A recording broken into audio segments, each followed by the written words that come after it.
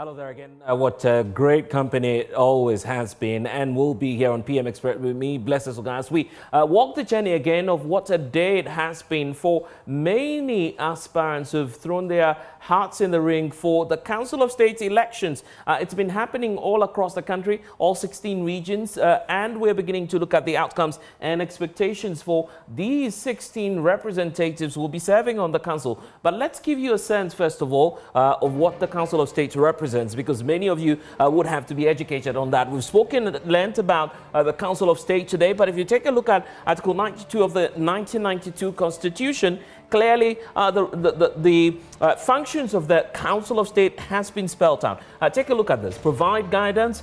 First of all, they are to advise the President, Parliament, the judiciary, and other key institutions of state. And that's how crucial this institution is to the development of the country. But many concerns are emerging about the relevance of the Council of State, which we'll be delving into shortly. But broadly speaking, in terms of the composition itself, it's made up of as many as 31 individuals. But what we're seeing today is just the election of 16.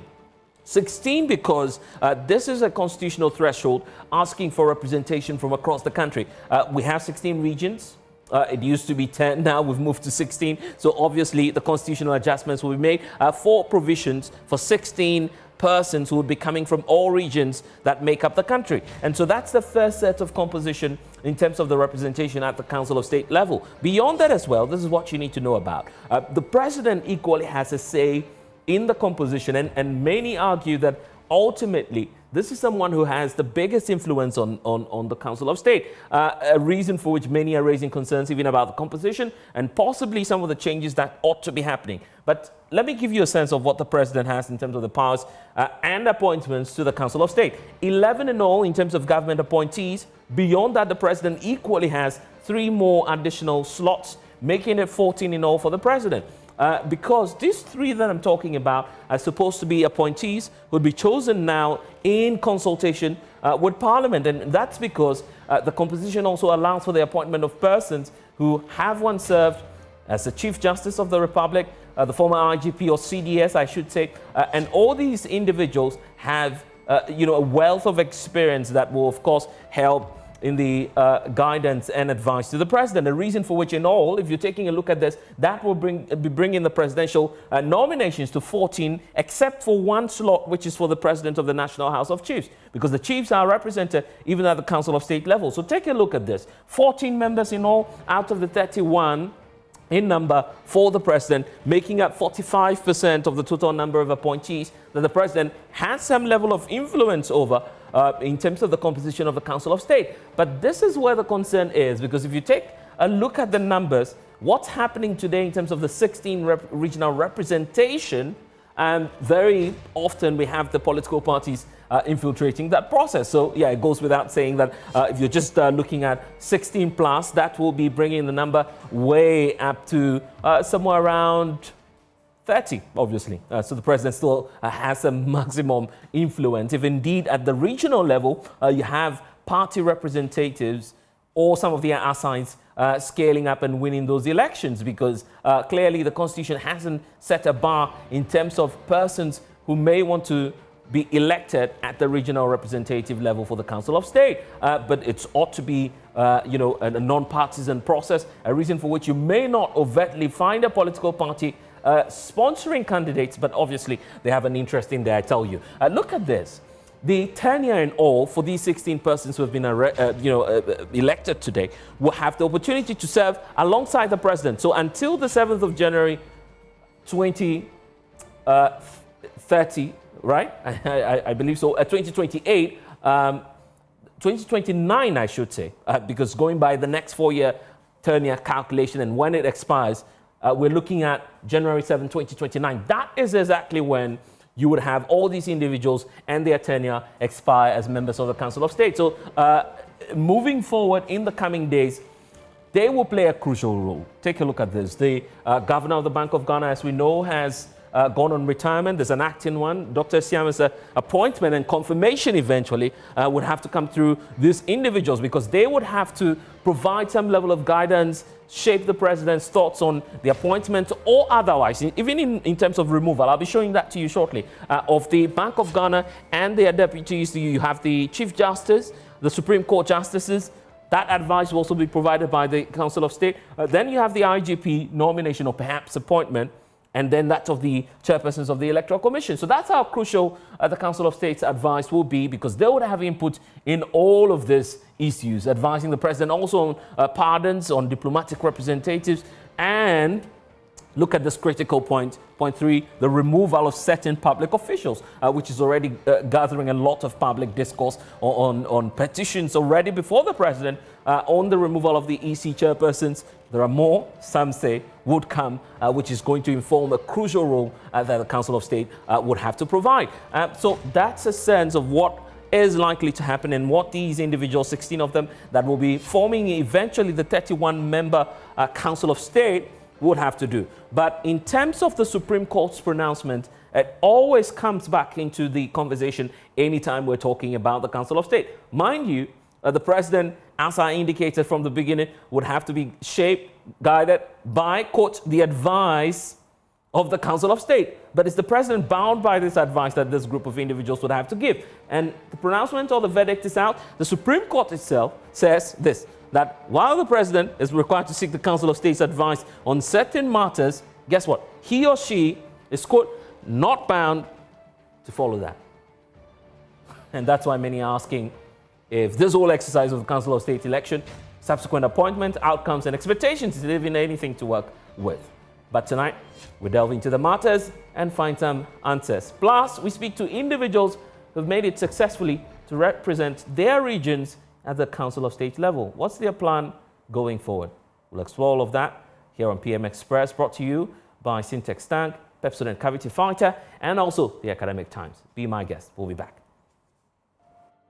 Responsible for local government, chieftaincy, and also religious affairs.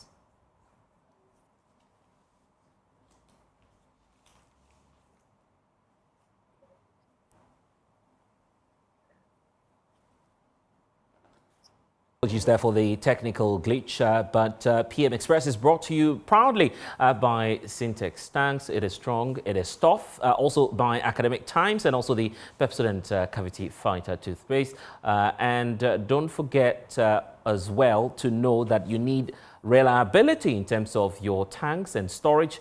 That's why you need Syntex tanks to rely on. Also, Pepsodent Cavity Fighter is also helping us remove all those little bits of food particles that are trapped in between our teeth each time we eat. So remember, day and night, you need to of course carry out that brushing, and when you're doing so in terms of brushing your teeth, you need to rely on Pepsodent Cavity Fighter. The Academic Times is also supporting us tonight as they are bringing the high school G and junior G in terms of academic research that will impact society.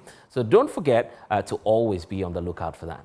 And back to the issue of the Council of State elections. And today we had that exercise being carried out across the country. But my guest helping us do the discussion for today includes the Honourable Minister for Local Government, Chieftaincy and Religious Affairs, the Honourable Ahmed Ibrahim, who's joining us in studio. We also have Alhaji Mohammed Mumuni, who won the Council of State elections for the Northern Region.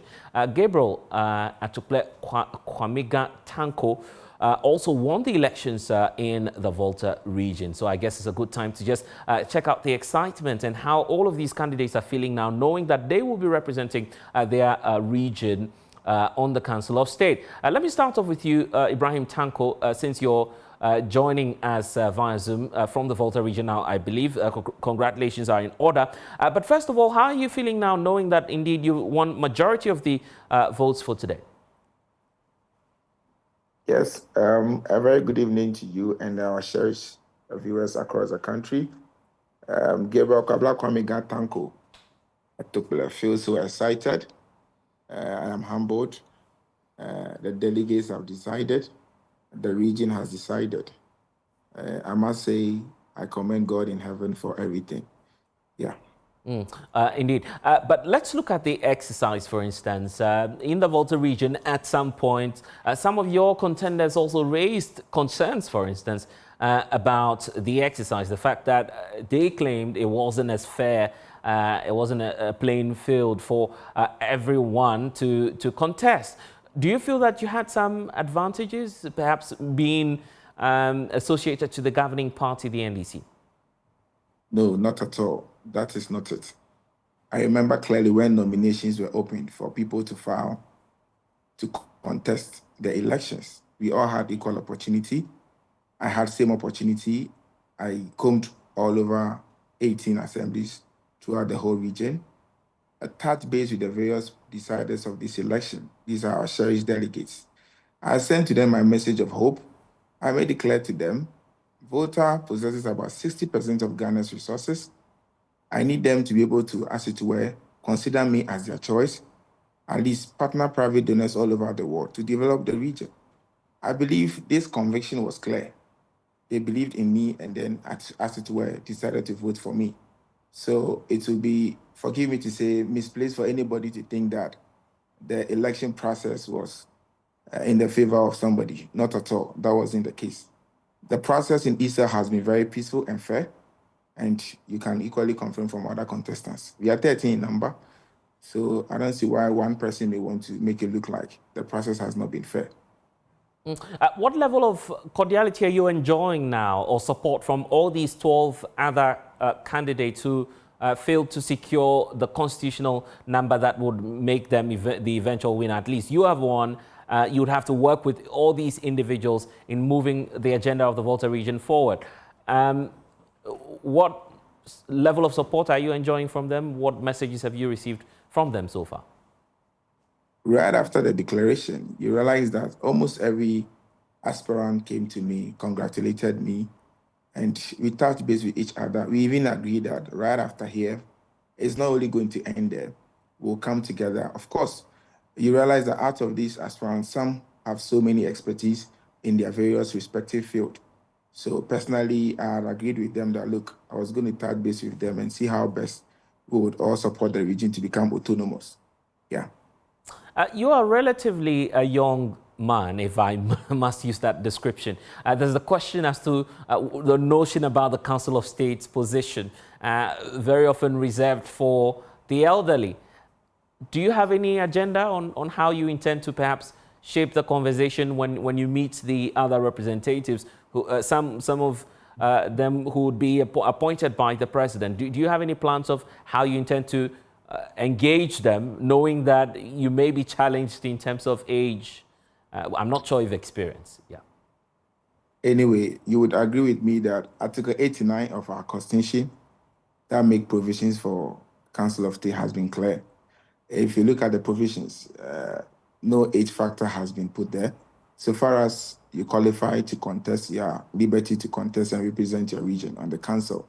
I believe it's about expertise. I believe it's about how best you can also help the president to be able to, as it were, provide these advisory roles for him in the discharge of his duties. Mind you, I have gone beyond to at least understand the core functions of the council. Key amongst this function has to do with the House Affairs Committee. There's going to be a Social Intervention Committee, and then an Economic Committee. I believe all of these areas, it has to do with your expertise to be see how, at the end of the day, you are considered to be on any of all these committees to offer your advice to the president. Yeah. So basically, it's about experience. It hasn't got to do with age. And also, mind me, if you care to know, His Excellency the President.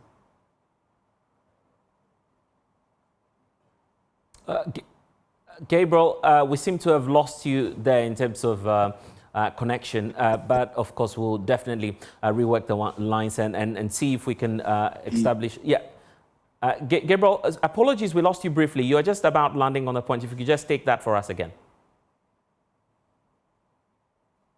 Gabriel? Okay, we're still having difficulties there. Fortunately, the local government minister yeah, oh, okay, yeah, right. That's right on time, saved by the bell there. You were just landing on the point about His Excellency the President and what he's concerned about. No, what I'm trying to say is that Yeah. His Excellency the President recently, you realize that the category of appointments that is being done, you have about 40–50% of them being the youth. That tells you that he believes in the youth. And also, you need to understand that. Okay, not a good day for technology, but definitely we'll be working that out. The Honourable Minister is here with us. Good evening to you, and Happy New Year. Welcome, congratulations, because we've not met ever since the President nominated you and subsequently swore you in as Minister. So congratulations. Okay, let's then look at what transpired today, the Council of State elections. Obviously, this borders on the regions and their participation or representation, a reason for which it borders on local governance and making sure that everyone is on board going forward in the process. What's your own assessment of the exercise today? To begin, let me say a very good evening to our cherished viewers. And to thank you very much for giving me this opportunity. Ordinarily, today being a very hectic day for me, I wouldn't have been able to come here. But looking at the sensitive nature of the elections and how they went, I think there's a need for me to come and express my gratitude to everybody who supported in making sure that this exercise came to conclusion. Much thanks must go to the President of the Republic himself, the Electoral Commission chairperson and her teams, the Chief of Staff and the Executive Secretary to the President. In fact, they all played a key role in making sure that we were able to organize this Council of State election within this shortest possible of time. Then, the staff of the Ministry of Local Government and Rural Development, chieftaincy and religious affairs across the country, the much effort being put by the coordinating directors, our technocrats. In fact, they've been so excellent. This is the very time that we've organized Council of State election with that even government appointees in place. If you go to the assemblies, one could see that in the government appointees have not been put in place. So almost everybody who voted today, all of them were elected assembly members. And that explains why we were able to even organize this within the shortest possible of time. But why were you willing to take the risk in the first place? Because many would say you would wait for the government appointees to be in place, then you nominate them so they work in the interest of whatever it is that the party would want to decide on. But you still went ahead to deal with these individual assembly members who are not necessarily members of your party. You are willing to take that risk? Yeah, the Council of State election, the position of the Council of State is in twofold. Right. And if you want to check or assess your popularity or your approval rating, the Council of State is one surest way of doing that. The Constitution has been so clear in giving us the nature that the Council of State should be. And if you look at the Article 89 up to Article 92 of the Constitution of the 1992 Constitution of the Republic, it clearly stipulates the pedigree of people that are expected to be in the Council of State. And these are people, no matter which divide technically they may come from, they will be statesmen. You say a former Chief Justice, a former Chief of Defense Staff, the President of the National House of Chiefs, a former Inspector General of Police. Look at the pedigree of this, the class, the implied caliber of people that the Constitution is saying that we should put in the Council of State. Clearly, it is not where you are going to do excessive partisanship and those things. So, if you're asking of a risk, I don't think that it was You're just open to making it happen. And the Supreme Court has been categorical in this, that the advice of the Council of State, the President is not even bound by it. So clearly, and let me just take that up to you, because I'm sure before the elections you may have engaged the presidency on how the kind of posture the president will have in terms of his dealings with the Council of State, knowing that there is this Supreme Court provision that you're pointing to. Do you feel that President Mahama will be a listening president in the context of listening to the Council of State? Some say, well, you can say as much as you want to say as the Council of State, but the president might not even listen to you. There's nobody on this earth who doesn't listen to advice. Even God himself, who created the world, when he said, let us create man in our own image, meaning he was going to consult and listen to the other two. So clearly, every leader listens. But he will not come and tell you that the advice you gave me, I've taken it. But he has taken. Yeah. And that's why the Constitution has been categorical that whatever advice is given to the President by the Chief Auditor and Council of State in consultation shall be given in the form of a written advice. Right. So that when you have what is the Council, what was the advice of the Council of State, there will be something to show you. So, and the President is somebody who listens very well. And this is the President who even consults former presidents of the Republic. And I can even testify to you. When President Mahama was going to commission the Bui down, I was the MP for time at that time. Right. He invited the former president of the Republic, the former President Kufuor, who initiated the process for him to come and complete it. So President Mahama is somebody who works in consultation with his predecessors, or who recognizes the effort of his predecessors. And that has caused some of the successes that he has achieved so far. So he will listen. Right. And the council, this particular council is going to play a unique role. Right. You know, the president has established a constitutional review committee. So the Council of State has much role to play. Ghana has a unicameral System. legislative system. And therefore, the Council of State rule, some are saying that it isn't irrelevant. But we think that it is somehow relevant. Even recently, when there was a controversy about this matter of as to whether there was a need for the Supreme Court, there was a need for somebody to take a law that Parliament was proceeding on to Parliament. Yeah. What other route were people talking of? It was if the President is refusing, he should refer it to the Council of State. Right. And that underscored the relevance of the Council of State. Looking at the the names that we're seeing come up or being elected now, what's your impression of them? Because I see some were former members of Parliament. Unfortunately, the Honorable Mumuni couldn't join us, but he was one of them, former MP from Kumbungu. These are people you've worked with, and I understand he's joining us now. Just briefly, let's bring him in because he's a former colleague. Honorable Mumuni, thank you so much for joining us. I was just talking about some of the names we've heard in terms of the election. How are you feeling now? And you'll be working with the likes of Honorable Ahmed Ibrahim and the presidency. How are you feeling now in terms of your election as the Northern Regional Representative on the Council of State? Honorable Mumuni, I hope you can hear me.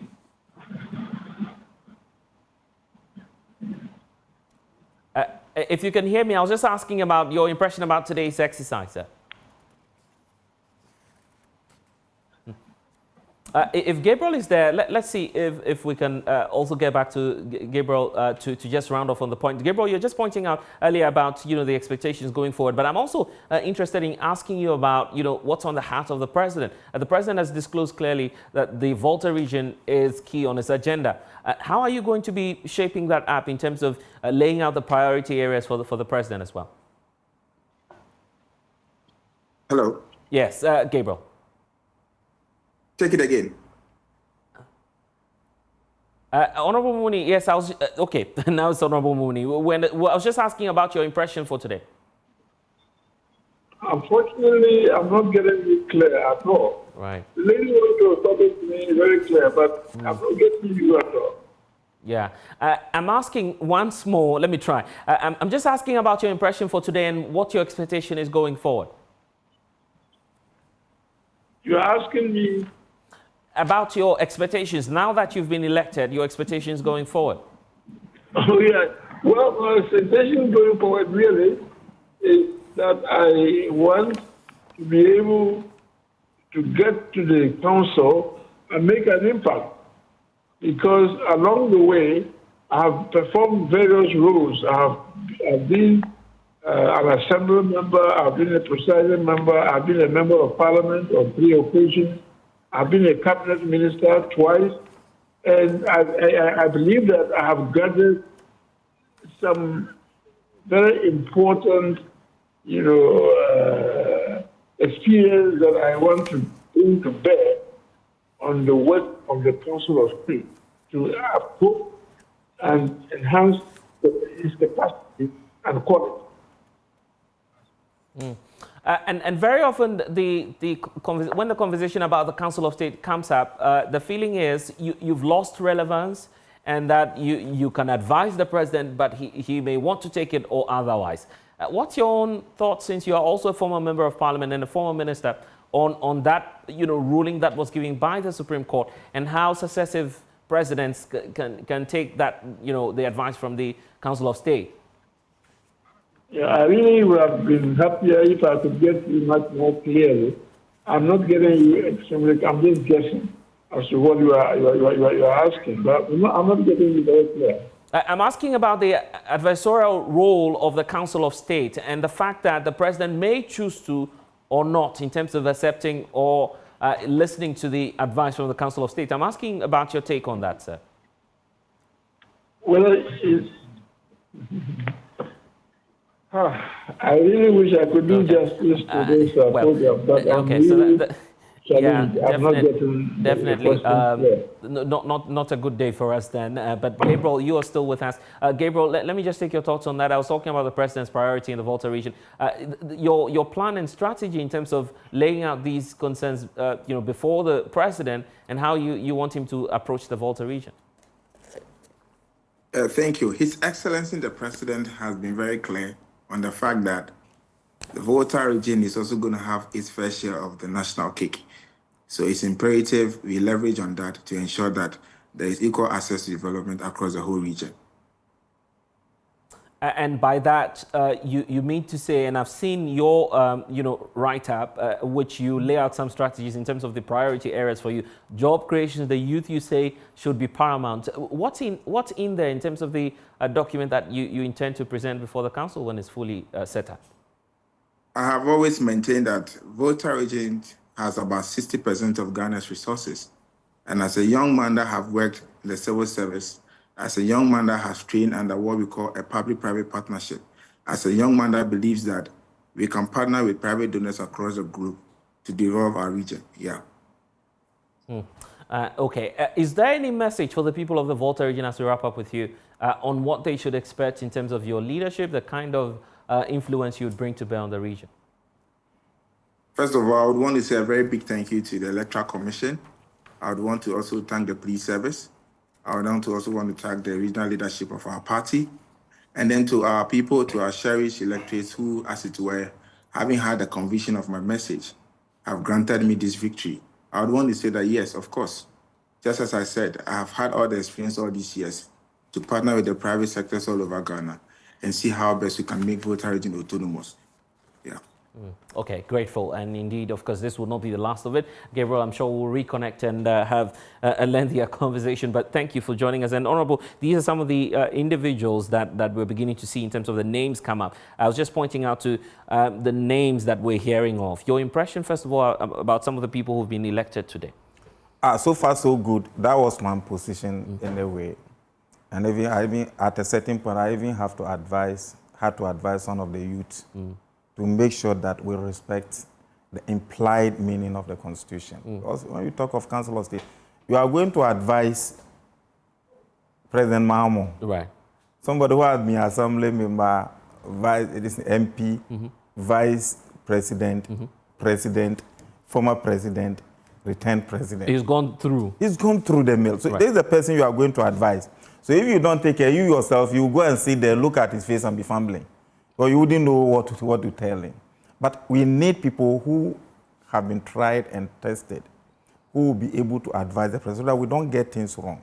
But the Council of State technically is like an old lady in the house. So that in our cultural setup, whenever there are difficult decisions, then they will say, okay, let's rise, let's adjourn, and go and consult the old lady in the house. So that's the implied meaning of the Council. And also by the implied meaning of what you're telling us, you don't want the youth to be there? Clearly, for the Council of State, the youth, that's why Parliament is for the youth. And that's why assemblymanship is for the youth. Right. And if you look at if you study political science very well, this assembly concept that we are practicing, it will tell you that the role and functions of an assemblyman, one of the importance that is a forum for the training of future political leaders, a forum for training of future leaders, a forum for... So it's like you go through, like the President Mama went through the assemblyman, Pakwesin went through assemblyman, Aziz Dunketia went through assemblyman, Mohamed Momone, as he was talking, went through assembly. And these are people, when you see their expertise in the various fields. They've gone through the... But when you start your life with Council of State, then it becomes problematic. From there you become jobless, you are unemployed. Here's the case It's like those who came to Parliament right from school. Sometimes if they are not lucky and they are voted out one term, then it becomes you can't write in the application letter to any place that you are going to seek for employment. That's where the challenge is. So these are some of the challenges that we see. But why not consider the youth so they could advise the president, for instance, on youth engagement? On the youth engagement, obviously the president has spoken about how he's going to work with the youth. The one who is teaching youth policy in the universities, are they a youth? I see. You don't need to be a youth before you can teach about the youth. But clearly, let's be very categorical in this. If you look at the implied meaning of the Constitution, the Constitution knew that election can produce anything. And that's why the Constitution went ahead and said that no, if we said we should elect 16 people to represent the regions, let's give the power of appointment to appoint 15 additional people. And the 15 additional people, let's give free hand to the president to appoint 11. And let's categorically state that we need to give the president advice on security matters, on defense matters, on chieftaincy matters. So that's why the Constitution went ahead on legal matters. You understand? You can go and vote for just a young lawyer to go to the Council of State. But the Constitution says that no, you need to appoint a former Chief Justice. How do you become a Chief Justice? Even before you be called to the bench, you need to spend a number of years. Yes, yeah. And even when you go to the bench, before you'll be allowed to be a Chief Justice, you need to be vetted and approved by Parliament. Before you go and practice and retire, this is the kind of person the Constitution says we should appoint. So for you, there'll be a check and the Constitution has created these checks. The Constitution knew a time will come where the youth will not say that they will wait for the elders to go before they come. There will be competition. Right. And democracy can compete. Anyway. And if you look at the results today, out of the 16 people, out of the 13 people, successfully 14 people were elected. Right. Out of the 14 people elected, only one was a woman. Which is troubling as well. Exactly. Right. So if that power of appointment had not been given to the president, so the president in appointing the people that are to be appointed will take cognizance of the female representation that was produced by the electoral principle. And then balance it. And balance it. Okay, but this is where, some proponents say, let's scrap entirely the Council of State. Scrapping the Council of State will be out of place. I don't think we are in a stage where we should scrap the Council of State. You see, the youth, I'm a youth. Right. We must... Oh, you are? Yes, I'm okay. a youth. Oh, you're a young man. By Ghana standard, I see. Exactly. But many will take you on. I remember I was 45. I wanted to go to Australia for a youth program. And they told me that, no, you are not a youth. Meanwhile, when I was to be a minister in Ghana, they said I was a youth. And they didn't take me. So when you juxtapose the functions of the Council of State, right, and the reason why the Council of State was structured, look at our democracy in the First Republic, Second Republic, Third Republic. Sorry, in the First Parliament of the Fourth Republic, right, Second Parliament of the Fourth Republic, Third Parliament of the Fourth Republic, and the Fourth Parliament, and coming forward. If you look at it and look at the role of the Council of State in those days, the Council of State was doing a lot of work. It was not too partisan-like. Right. It has become. Excuse me for that word. Right. And if you look at the labor of people who were there, people were groomed and sent to the Council of State. So they could provide... so they could provide that expertise. But if you look at what... Even me, I've been in Parliament for 17 years. Right. By virtue of the fact that I've been in Parliament for 17 years, there are a lot of things, once you initiate it, I know the end. But if you look at the recommendations from the Constitutional Review Committee, they are asking for perhaps a reduction in the presidential appointments to the council. Let me tell you, we are quick to give so many recommendations without assessing the key problems and challenges the thing itself is facing. The Supreme Court has given a ruling that the advice of the Council of State, you could ban about it, you could not be banned. So that is why people are saying it should be scrapped. But if you look at the presidential appointees, and this in the Constitutional Review Committee is saying that we should reduce that number, assuming have you forgotten that we've passed the affirmative action bill into law, which calls for gender representation in most of these things? If it had not been the power of representation, how could the president balance this? And what if you have a council of state that is not having even up to 5% female representation? What kind of female representation? When in actual fact, by the population size, you have more female than male.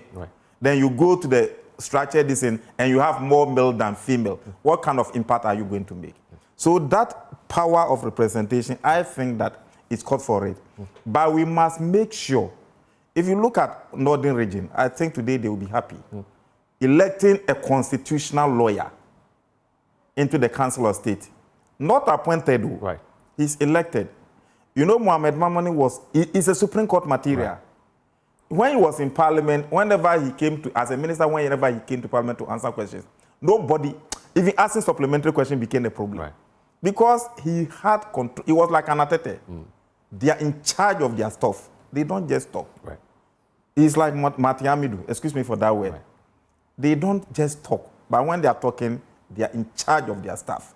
This is the kind of, so myself, I have special respect for him. I know President Mamatu will have special respect for him. So that is the kind of people that you say they should go there. But put that one aside.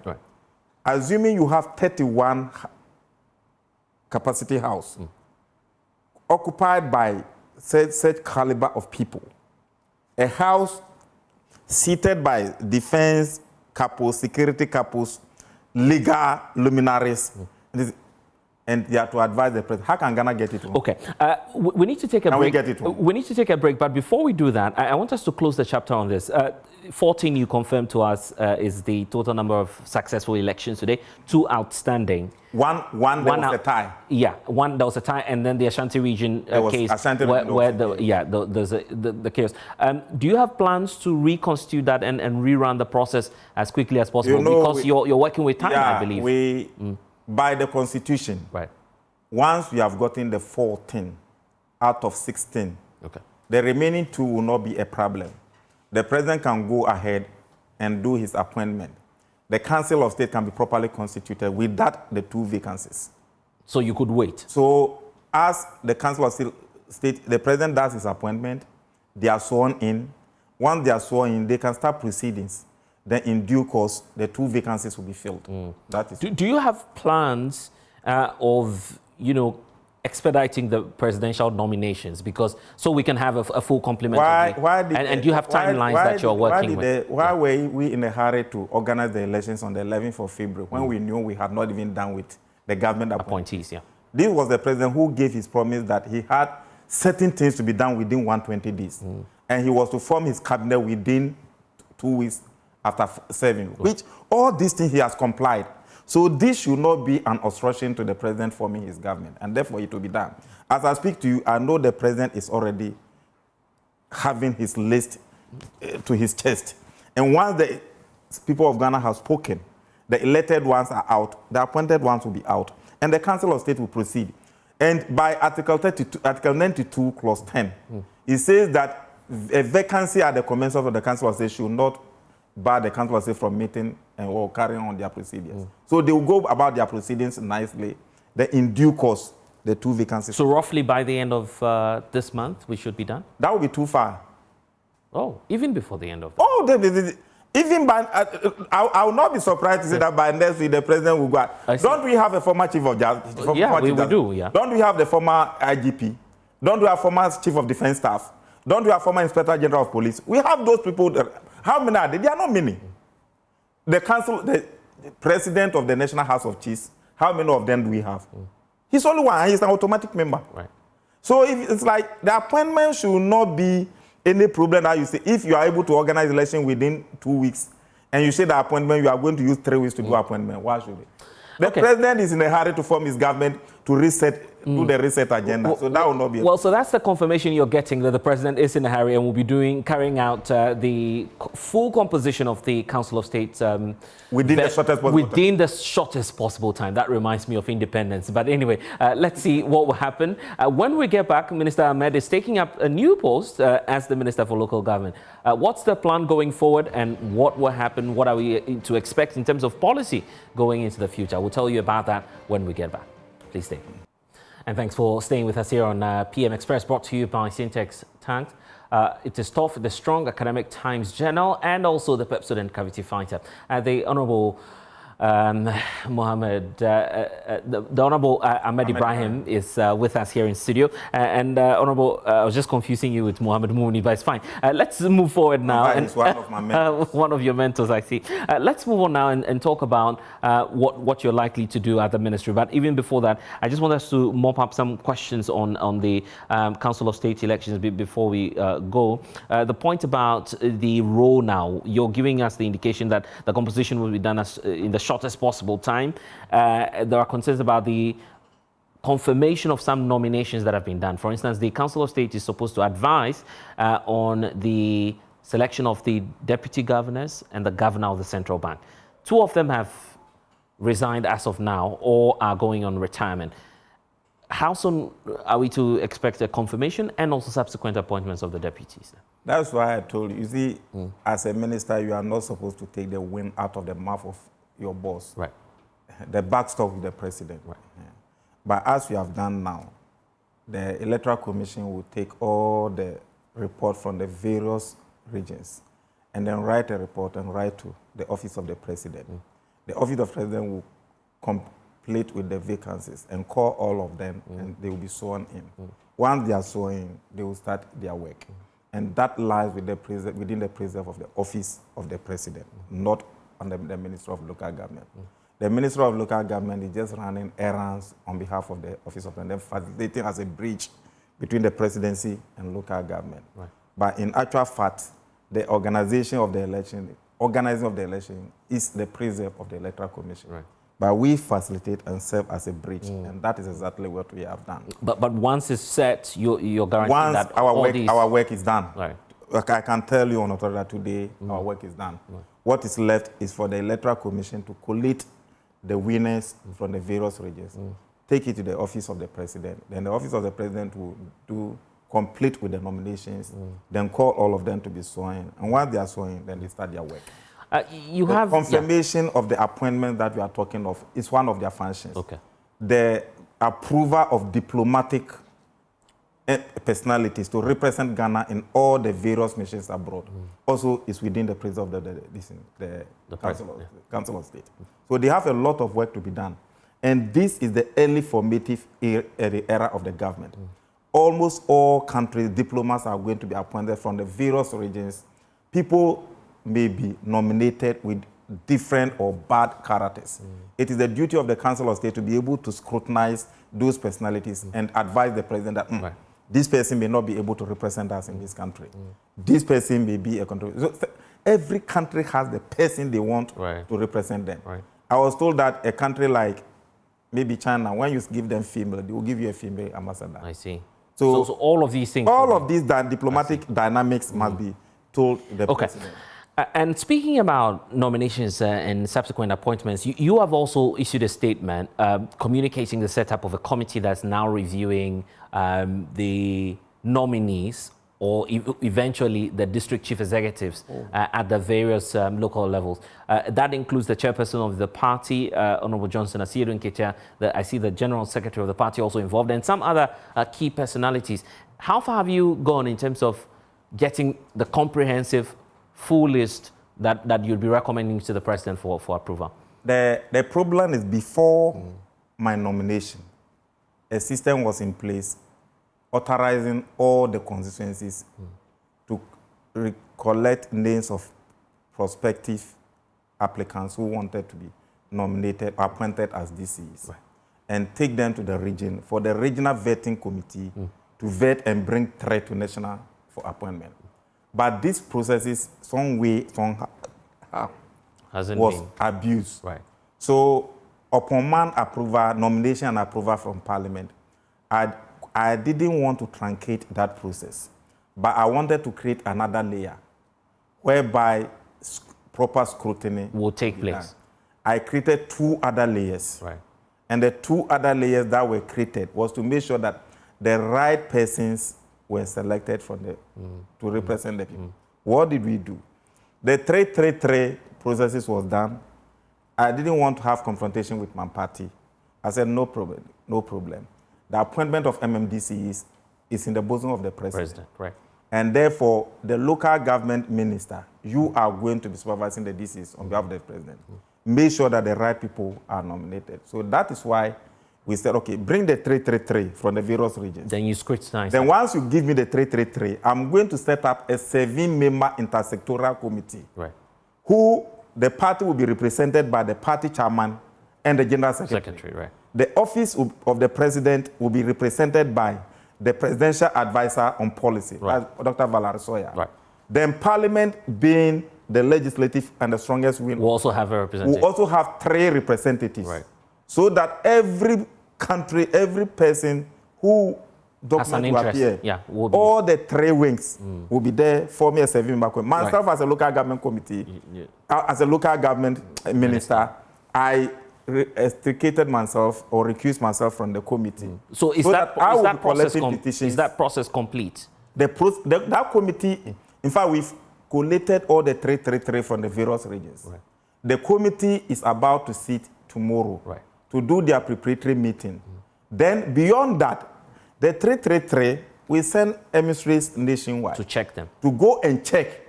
So there are think tanks doing background checks and all that. So all, by those tomorrow, reports, all those reports will be given to the committee. Right. So after tomorrow's meeting, then the committee will start following. By end of this month, the committee, I gave them by 4th March, they must be able to produce their report. But we are not going to wait for the committee to do all the interview before you. We don't want to fall into the trap where it took 9 months for a president to appoint new MMDCs. No.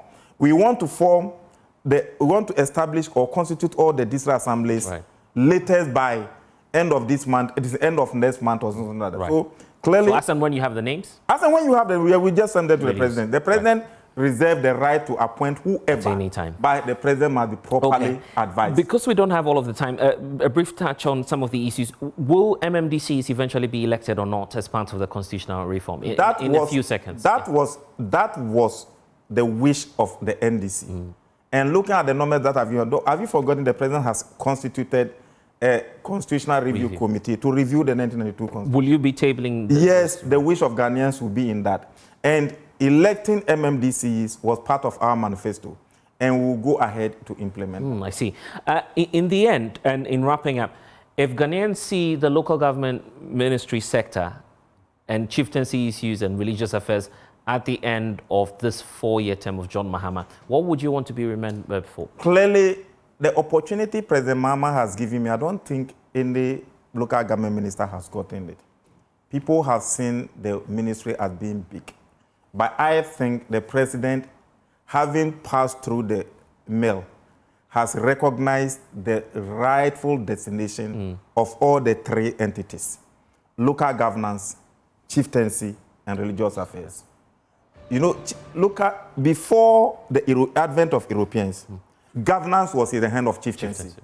So our chiefs were ruling us 300 years before the Europeans came. And that's why you feel privileged. And that is why and our chiefs were doing very well. Those days, they could do their own, the traditional court. They understand our Supreme governance. Court was the palace. The chief palace was the court for every adjudication, arbitration, and all those things. It's like our setup was unique. And because of that, we could take quick decisions. Put that one aside. Our religious leaders too, if you go to most of the community, they are seen as the judges in those things. People confide in them. People tell them certain things. So it's like, when you bring all the 3 entities together, initiating development progress will go exponential. And I think that by the end of these 4 years, if we are able to make judicious use of what the President, His Excellency, has given unto us, people will clap for President Mahama that I see. he has brought the right institutions into their rightful place. Obviously. We will be here Take a case, for instance, like to monitor that. Yes, you go to a district assembly. You sit Accra, then you send money to DCE. The paramount chief sitting there doesn't know whether money has come or not. The chief don't know. The president don't know. There's no accountability. We need to and go. if you are in a nation without accountability, how do you progress? That's a big question from the Honorable Ahmed Ibrahim, but we need to call it a night because, yes, we've run out of time. We'll do this conversation again, Honorable. Thank you for joining us, and it's been PM Express here on the Joy News channel. I am Blessed Sugan. For more news, log on to myjoyonline.com. The Honorable will be back. That's a promise. So please stay with us. Have a good night.